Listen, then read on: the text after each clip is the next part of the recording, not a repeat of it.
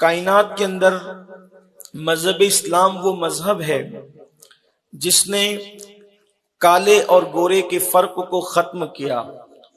جس نے اونچ اور نیچ کو ختم کر کے انسان کو شعور انسانیت دے کر برابری کا تصور عطا کیا۔ خطبہ حجۃ الوداع جو عالمی منشور ہے قیامت تک کے لیے، اس کے نکات میں سے ایک نقطہ یہ بھی ہے کہ کسی عربی کو کسی عجمی پر کوئی فضیلت نہیں ہے عربی یا عجمی ہونے کی بنیاد پر، کسی کالے کو کسی گورے پر کوئی فضیلت نہیں ہے کالا یا گورا ہونے کی بنیاد پر۔ گویا کہ محمود و ایاز کے فرق کو مٹایا گیا، آقا اور غلام کے فرق کو ختم کیا گیا،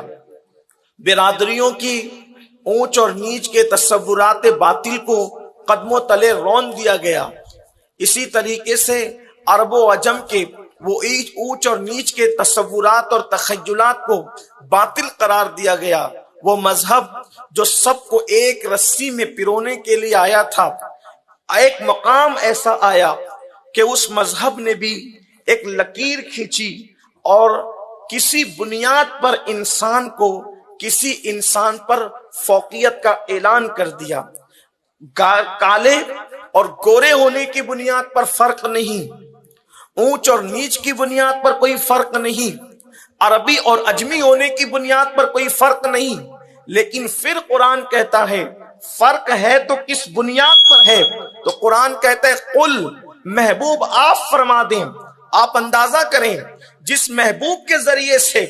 آقا اور غلام کو ایک ساتھ کھڑا کیا گیا، جس محبوب کے ذریعے سے کالے اور گورے کو ایک ساتھ جمع کر دیا گیا، جس محبوب کے ذریعے سے عربی اور عجمی کا فرق ختم کر دیا گیا، اب اسی محبوب سے کہلوایا جا رہا ہے قل،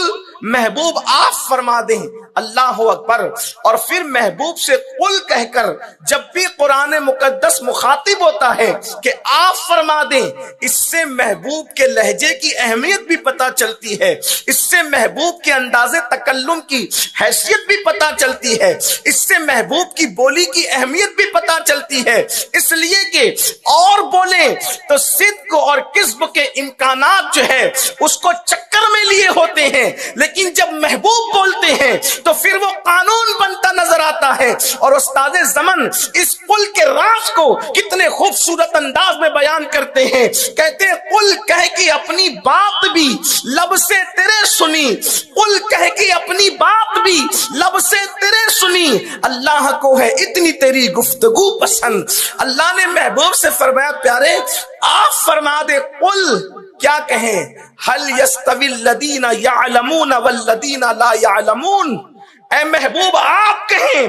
کیونکہ آپ کے ذریعے سے کالے اور گورے کا فرق ختم کیا گیا، عربی اور عجمی کا فرق ختم کیا گیا، اب آپ کہہ دیں کہ کیا علم والے